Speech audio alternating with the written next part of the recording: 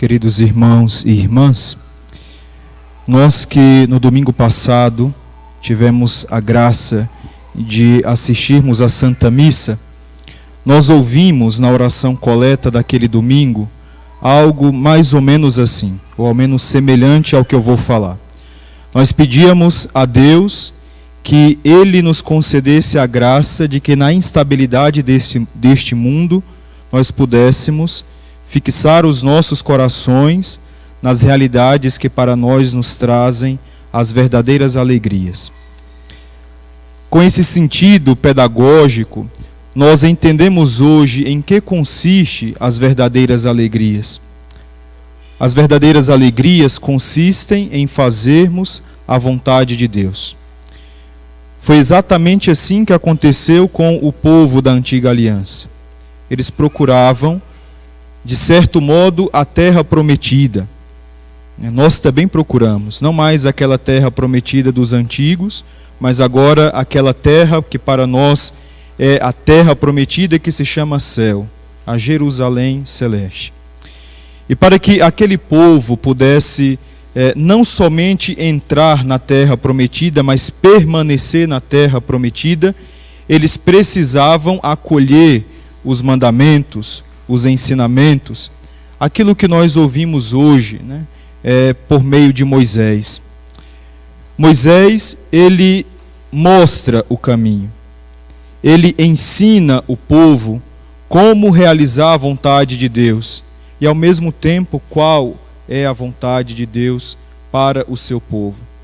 Não se trata de uma imposição, mas de um ensinamento. Se trata de um motivo pelo qual nós pudéssemos habitar a casa do Senhor. A casa do Senhor, esse lugar santo em que nós queremos habitar, mas que sabemos precisarmos da purificação do coração, da disposição do coração. Nós sabemos que esse lugar, para nós, como falei, é o céu. E quem poderá habitar o céu, a não ser aquele que tem o coração limpo, que tem as mãos limpas e que cumpre toda a vontade do Senhor, que cumpre toda a lei. No Santo Evangelho nós ouvimos algo que parece que, como que Cristo, criticando aquilo que eram as tradições. E muitas vezes nós até nos servimos desse Evangelho para criticarmos a obediência que alguns e outros têm em relação à lei, às tradições. Quando nós ouvimos esse Evangelho, nós praticamente só o ouvimos dentro de um contexto religioso, nós temos inclusive a tentação de acharmos que Jesus está querendo nos dizer até para nem seguirmos as leis litúrgicas, como já escutei inclusive deste ambão. Mas não se trata de uma verdade, Cristo não está nos colocando contra as leis, porque Ele também não está gerando no povo um coração reacionário. Cristo está querendo colocar no coração do povo o sentido real da lei, o sentido real das tradições. Certamente Cristo também lavou as suas mãos antes de comer o pão.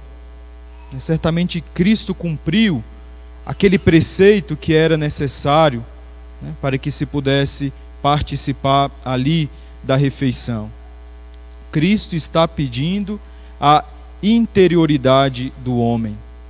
Cristo está pedindo para que os nossos atos não sejam somente atitudes externas, o fazer por fazer, ou celebrar a missa cumprindo o rito, mas simplesmente para cumprir o rito, sem o espírito do rito, sem colocar naquilo que se faz o coração.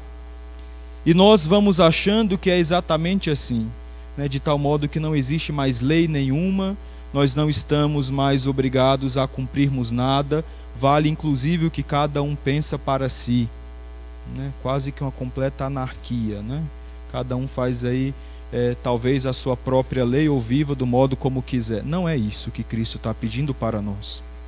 Ele está exigindo, como falei, a obediência verdadeira à lei, em espírito de submissão, em espírito de obediência, em espírito de acolhida àquilo que é pedido para nós. Porque o que o Senhor quer de nós é a nossa felicidade. E nós só encontramos a verdadeira felicidade quando fazemos essa opção radical pelos mandamentos do Senhor, pela voz do Senhor, pela palavra do Senhor, como nós ouvimos em toda a liturgia da palavra. O que significa para nós cumprirmos a vontade de Deus? Ou melhor, qual é a vontade de Deus para nós? Aí o Salmo irá narrar de que modo nós devemos viver para observarmos as leis, para que nós possamos progredir, para que nós possamos adentrar essa terra prometida e lá permanecermos.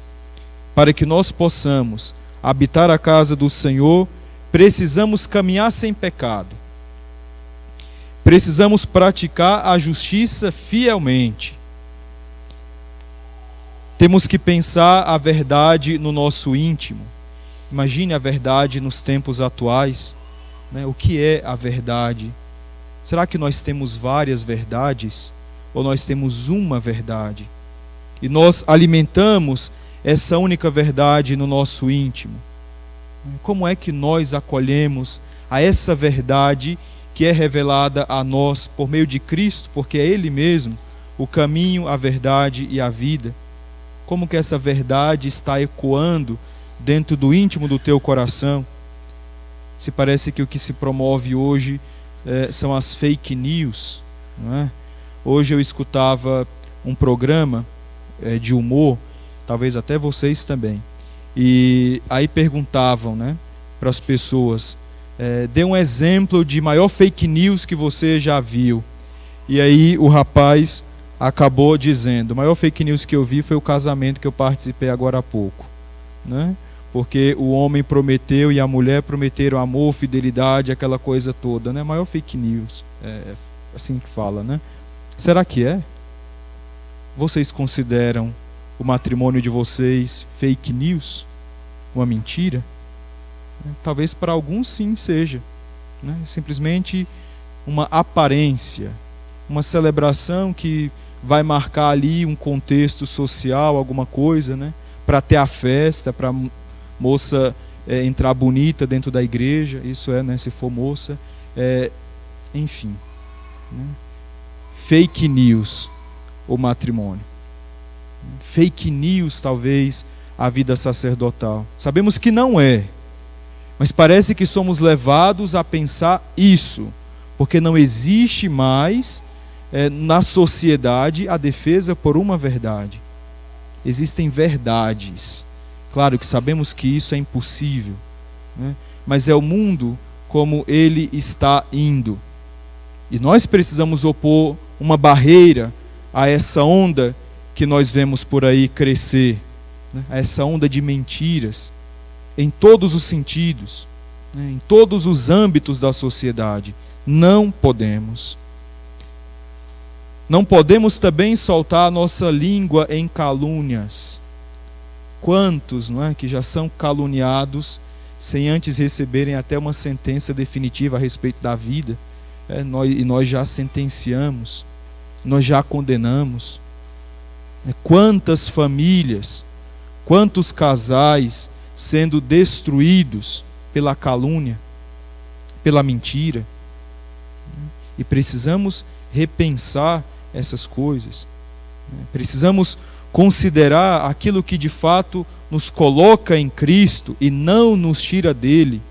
E se nós estivermos nele, nós seremos verdadeiramente felizes.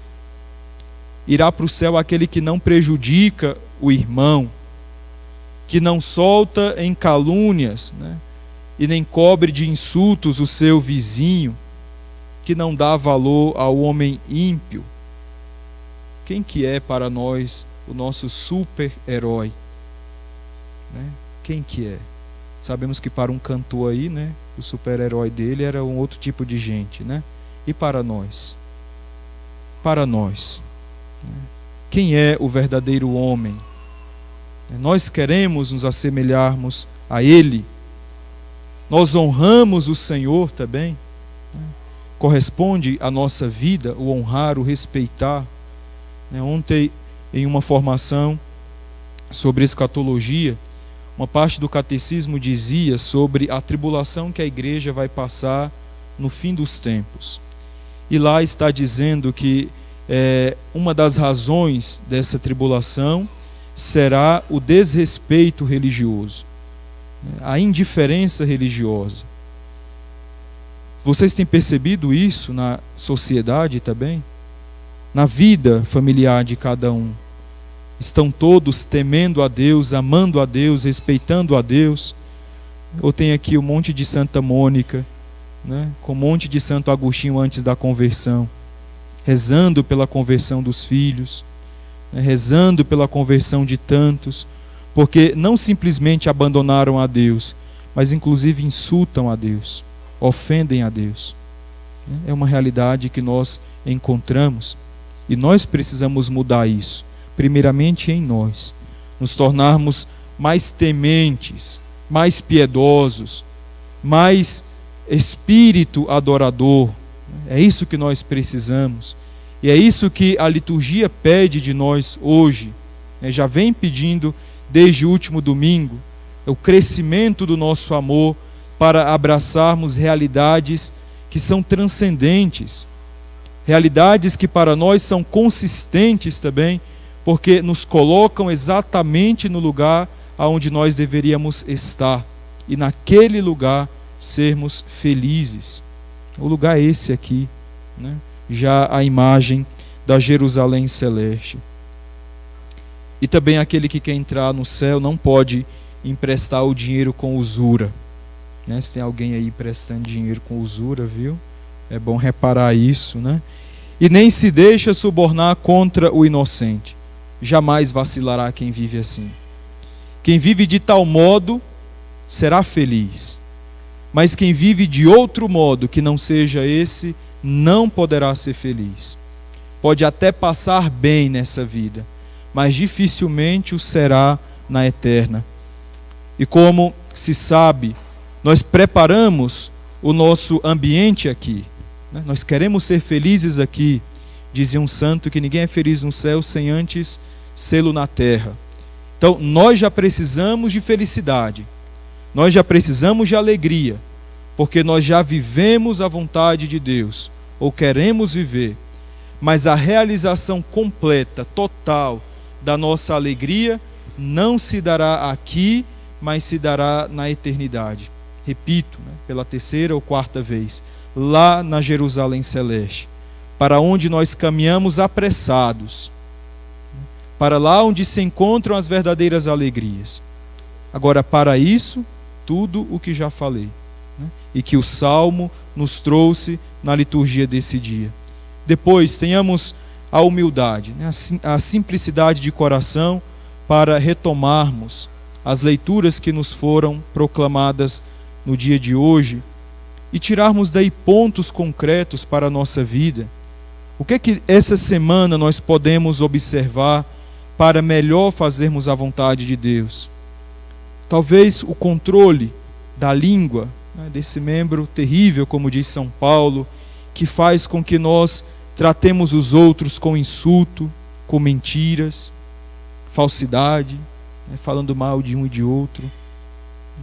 Talvez nós precisemos também perdoar aquele nosso irmão que nos pediu emprestado e nunca mais nos pagou e sabemos nunca nos pagará. Perdoa ele também. Não fica com essa mágoa, não fica com esse desgaste interior. Talvez seja um bom propósito para alguém. Praticar a justiça, dando não somente a cada um o que cada um tem de direito, mas conforme aquela pessoa é capaz de suportar. Fazer o propósito. Essa semana não vou falar nenhuma mentirinha. Tudo que sai da minha boca será verdade. E aí, irmãos e irmãs, o Evangelho não vai ser para nós uma lei pesada, ou simplesmente algo de que se fala, mas de que não se vive. Também seria bom se nós conseguíssemos viver todo o Salmo, todo o Evangelho, todas as leituras, mas nós sabemos que precisamos caminhar a passos lentos. Então tiremos um ponto, um aspecto da liturgia de hoje e apliquemos durante essa semana. E vocês verão, comprovarão, como serão mais felizes, como terão também uma semana mais tranquila, mais leve, porque não fez somente a própria vontade, mas procurou fazer a vontade de Deus nosso Senhor.